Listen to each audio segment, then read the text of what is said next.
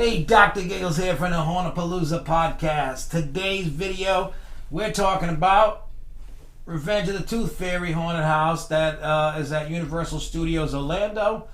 And we're going to hop into this review. But before we do, make sure if you're new here, you click that subscribe button, click notifications. If you enjoyed the video after you watched it, please click like. Leave us a comment. Have you been to it? Are you going to it? Etc., etc. Let us know down below in the comments. All right, so September 27th, first day of the honeymoon, we stopped by Universal before the hotel was ready, and we had gone through Bride of Frankenstein Lives. You'll see the review on that. And then the next one we went to was Revenge of the Toothfairy. I gotta say, between the two haunts that are open, this one is definitely my favorite. There's the storyline to it. It's like, what if the kids say no to the Tooth Fairy? And then the Tooth Fairy enacts revenge on all these kids, and you see all the different aspects of how these kids transform into these monsters and stuff like that. Again, like I said in the Bride of Frankenstein Lives review, they have plexiglass, they're using different effects. The scenes were great. You know, they got social distancing, and if you get too close to people, they have workers in certain areas where there's clog-ups. And they got like a cut-up pool noodle, white one, that they stop you. And, you know, they're wearing spit shields and masks and stuff. Actors wearing masks, you know. So all that stuff was great. The storyline is great. I'm not going to give away any of the scenes because I want you to experience it yourself. It's a fantastic haunt. They did the set pieces in the audio between sound effects and music and stuff, excellent. Like, straight across the board, it was like, I had a lot of fun going through it. Jessica was jumping. They just, like I said before, Universal does a great job when it comes to their haunted houses.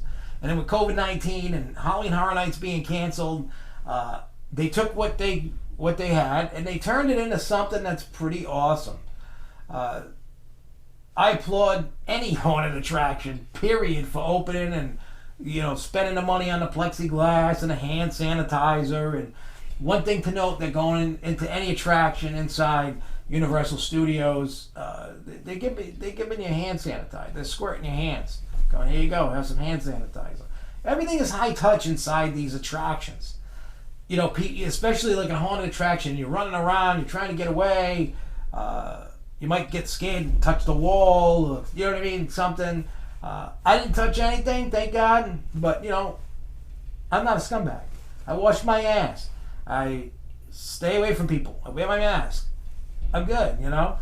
I think with COVID-19 and what they've done, phenomenal job. I mean, think about it. I mean, they were building these haunts still, even through COVID, you know, not as fast and as good as they wanted to, but they were still doing it. And they, like I said, they just did a great job in just listening to, you know, the ambiance, listening to the sounds and checking out the sights. It's something that I personally enjoy. Like, you know what I mean? Like, if I'm going to a theme park and checking out a haunted attraction, or I'm going to a local haunted attraction, it's tough this year, and I really think in the mentality of trying to do reviews on these attractions, it's tough because everybody's used to everything one way, Congo lines and this and that, and, you know, tons of actors, but you can't do what you normally do. You know, there's not all these things dangling down and all these tricks and effects and stuff that are touching you like you used to. So it's like walking on a movie set there.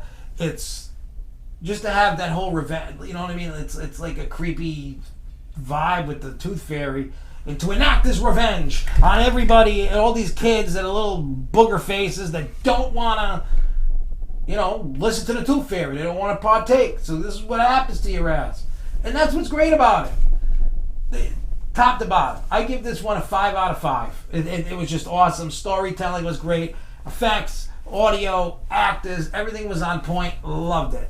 Totally recommended. And if you go, let me know what you think about it. Did you love it? Did you hate it? Is your favorite? Am I right? Am I wrong? Let me know in the comments down below. We're going to get out of here. And until next time, everybody, Stay freaky, y'all. Peace.